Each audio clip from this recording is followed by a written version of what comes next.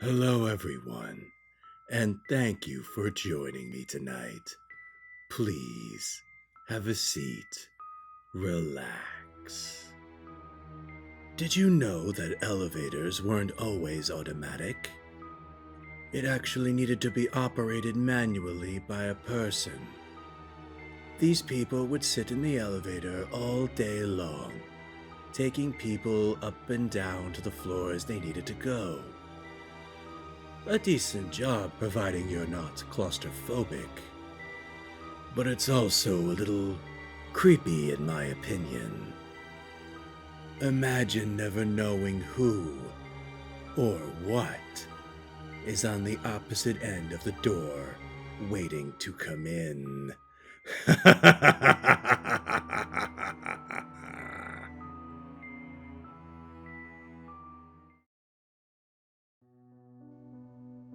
I used to work the passenger lift in the Empire Hotel, that big block of building in lines of red and white brick like streaky bacon, that stands at the corner of Blank Street.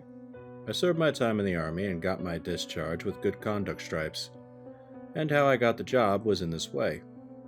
The hotel was a big company affair with a managing committee of retired officers and such like, gentlemen with a bit of money in the concern, and nothing to do but fidget about it, and my late colonel was one of them. He was as good-tempered a man as ever stepped when his will wasn't crossed, and when I asked him for a job, "Mole," says he, "you're the very man to work the lift at our big hotel. Soldiers are civil and businesslike, and the public like 'em only second best to sailors. We've had to give our last man the sack, and you can take his place." I liked my work well enough and my pay, and kept my place a year. And I should have been there still if it hadn't been for the circumstances, but don't let me anticipate. Ours was a hydraulic lift. None of them rickety things swung up like a pole parrot's cage in a well staircase that I shouldn't care to trust my neck to. It ran as smooth as oil. A child might have worked it, and safe as standing on the ground. Instead of being stuck full of advertisements like an omnibus, we had mirrors in it, and the ladies would look at themselves and pat their hair and set their mouths when I was taking them down the stairs dressed for an evening. It was a little setting room with red velvet cushions to sit down on, and you'd nothing to do but get into it, and it'd float you up or float you down light as a bird. All the visitors used the lift one time or another, going up or coming down. Some of them were French, and they called the lift the ascenseur, and good enough for them in their language, no doubt. But why the Americans, that can speak English when they choose, and are always finding out ways of doing things quicker than other folks, should waste time and breath calling a lift an elevator? I can't make it out. I was in charge of the lift from noon till midnight. By that time the theater and dining folks had all come in, and anyone returning late walked upstairs, for my day's work was done. One of the porters worked the lift till I came on duty in the morning.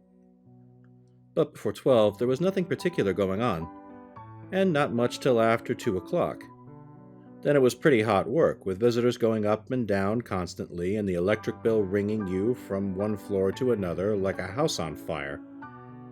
Then came a quiet spell while dinner was on, and I'd sit down comfortable in the lift and read my paper. Only I mightn't smoke, but nobody else might neither, and I had to ask foreign gentlemen to please not smoke in it. It was against the rule. I hadn't so often to tell English gentlemen. They're not like foreigners to seem as if their cigars were glued to their lips. I always noticed faces as folks got into the lift, for I have sharp sight and good memory, and none of the visitors needed to tell me twice where to take them. I knew them, and I knew their floor as well as they did themselves. It was in November that Colonel Saxby came to the Empire Hotel. I noticed him particularly, because you could see at once that he was a soldier. He was a tall, thin man about 50, with a hawk nose, keen eyes, and a gray mustache, and walked stiff from a gunshot wound in the knee. But what I noticed most was the scar of a saber cut across the right side of his face. As he got into the lift to go to his room on the 4th floor, I thought what a difference there was among officers. Colonel Saxby put me in mind of a telegraph post for height and thinness, and my old colonel was like a barrel in uniform, but a brave soldier and a gentleman all the same. Colonel Saxby's room was number 410, just opposite of the glass door leading to the lift, and every time I stopped on the 4th floor, number 410 stared me in the face.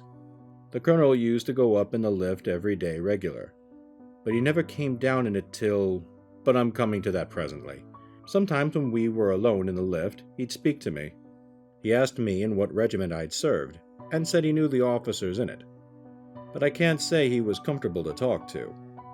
There was something standoff about him, and he always seemed deep in his own thoughts. He never sat down in the lift. Whether it was empty or full, he stood bolt upright under the lamp, where the light fell on his pale face and scarred cheek. One day in February, I didn't take the colonel up in the lift, and as he was regular as clockwork, I noticed it. But I suppose he'd gone away for a few days, and I didn't think any more about it. Whenever I stopped on the 4th floor, the door of 410 was shut, and as he often left it open, I made sure the colonel was away. At the end of the week, I heard a chambermaid say that Colonel Saxby was ill. So, thinks I, that's why he wasn't on the lift lately. It was a Tuesday night, and I had an uncommonly busy time of it. It was one stream of traffic up and down, and so it went on the whole evening. It was on the stroke of midnight, and I was about to put out the light in the lift, lock the door, and leave the key in the office for the man in the morning, when the electric bell rang out sharp. I looked at the dial and saw that I was wanted on the 4th floor. As I passed the 2nd and 3rd floors, I wondered who it was who had rung me so late. I thought it must be a stranger that didn't know the rule of the house. But when I stopped at the 4th floor and flung open the door of the lift, Colonel Saxby was standing there wrapped in a military cloak. The door of his room was shut behind him, for I read the number on it. I thought he was ill in his bed, and ill enough he looked, but he had his hat on, and what could a man that had been in bed 10 days want with going out on a winter midnight? I don't think he saw me, but when I'd set the lift in motion, I looked at him standing under the lamp, with the shadow of his hat hiding his eyes, and the light full on the lower part of his face that was deadly pale, the scar on his cheek showing still paler. "Glad to see you're better, sir," said I. But he said nothing, and I didn't like to look at him again. He stood like a statue with his cloak about him, and I was downright glad when I opened the door of the lift for him to step out in the hall. I saluted as he got out, and he went past me towards the front door. "The colonel wants to go out," I said to the porter, who stood staring, and he opened the door and Colonel Saxby walked out into the snow. "Well, that was a queer go," he said. "It is," said I. "I don't like the colonel's looks. He didn't seem himself at all. He's ill enough to be in his bed, and there he is gone out at night like this. Anyhow, he's got a famous cloak to keep him warm. I say, suppose he's gone to a fancy ball and got that cloak on to hide his dress," said the porter, laughing uneasily, for we both felt queerer than we cared to say, and as we spoke there came a loud ring on the doorbell. "No more passengers for me," I said, and I was really putting the light out this time, when Joe opened the door and 2 gentlemen entered that I knew at a glance were doctors. One was tall, and the other was short and stout, and they both came to the lift. "Sorry, gentlemen, but it's against the rule for the lift to go up after midnight." "Nonsense," said the stout gentleman. "It's only just past 12. Take us up at once to the 4th floor." And they were in the lift like a shot. So up we went, and when I opened the door, they walked straight to number 10. A nurse came out to meet them, and the stout doctor said, "No change for the worse, I hope." And I heard her reply, "The patient died 5 minutes ago, sir." Though I do no business to speak, that was more than I could stand. I followed the doctors to the door and said, "There's some mistake here, gentlemen.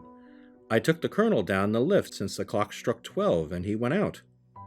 The stout doctor said sharply, "A case of mistaken identity. It was someone else you took for the colonel."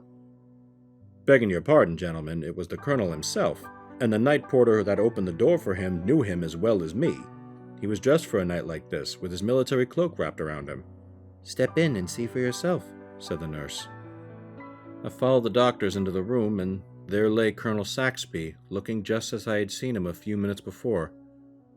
There he lay, dead as his forefathers, and the great cloak spread over the bed to keep him warm, that would feel heat and cold no more. I never slept that night. I sat up with Joe, expecting every minute to hear the colonel ring the front doorbell. Next day, every time the bell for the lift rang sharp and sudden, the sweat broke out on me and I shook again.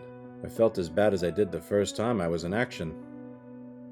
Me and Joe told the manager all about it, and he said that we'd been dreaming, but said he, "Mind you don't tell about it, or the house'll be empty in a week." The colonel's coffin was smuggled into the house the next night. Me and the manager and the undertaker's men took it up in the lift and lay it right across it, and not an inch to spare. They carried it into number 410, and while I waited for them to come out again, a queer feeling came over me. Then the door opened softly, and 4 men carried out the long coffin straight across the passage, and it sat down with its foot towards the door of the lift, and the manager looked round for me. "I can't do it, sir," I said. "I can't take the colonel down again. I took him down at midnight yesterday, and that was enough for me." "Push it in," said the manager, speaking short and sharp, and they ran the coffin into the lift without a sound. The manager got in last, and before he closed the door he said, "Mole, you've worked this lift for the last time, it strikes me." And I had, for I wouldn't have stayed on at the Empire Hotel after what had happened, not if they'd doubled my wages. And me and the night porter left together.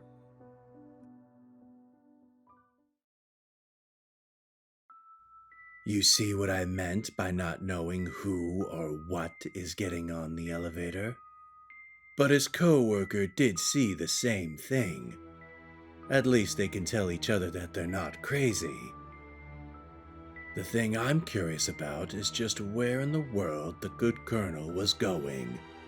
I guess we'll never know, will we? Well, that's all for tonight. If you enjoyed the story, please remember to feed the algorithm monster by liking and subscribing. Thank you all very much, and goodbye.